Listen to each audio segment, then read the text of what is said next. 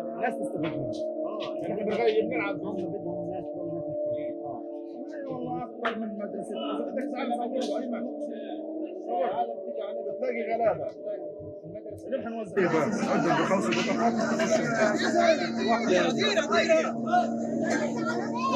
برضه 12 نفر يا ايمن ايمن برضه 12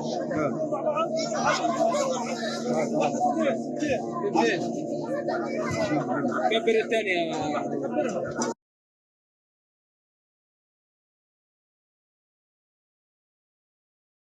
بس شغال ومتكرفاني شنو احكي توكل على الله.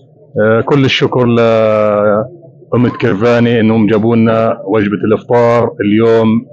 كل عام وانتم بخير. كل عام وانت بخير صحة وعافية. Bismillahirrahmanirrahim. Ramazan ayının içerisindeyiz. Rabbim bizleri Ramazan'a ulaştırdı.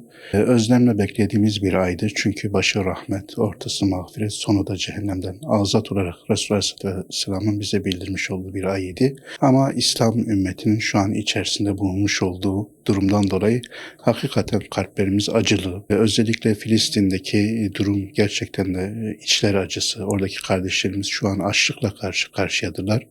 Bizler de Umut Kervanı olarak savaş boyunca neredeyse 6. ayı da bitirmek üzereyiz. Şu an orada ciddi bir şekilde Kuzey Gazze başta olmak üzere Refat'a güneyde ve özellikle Han Yunus orta bölümlerde de şu an ciddi bir şekilde açlık var. Bizler de Umut Kervanı olarak Ramazan öncesinden orada 8 aş evimizi organize ederek inşallah orada her gün kardeşlerimize yaklaşık 10.000'e yakın iftar veriyoruz.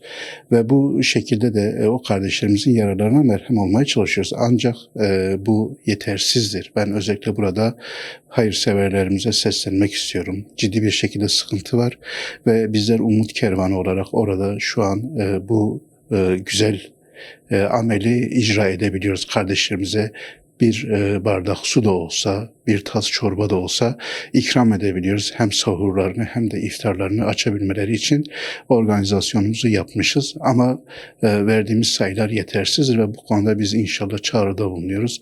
Kardeşlerimiz bu konuda bizleri daha fazla desteklerlerse inşallah bizler de bu sayılarımızı çoğaltarak oradaki kardeşlerimize Ramazan boyunca hem iftar hem de sahur vereceğiz. Rabbim şimdiden yardımlarını yapan tüm hayırseverlerimizden razı olsun.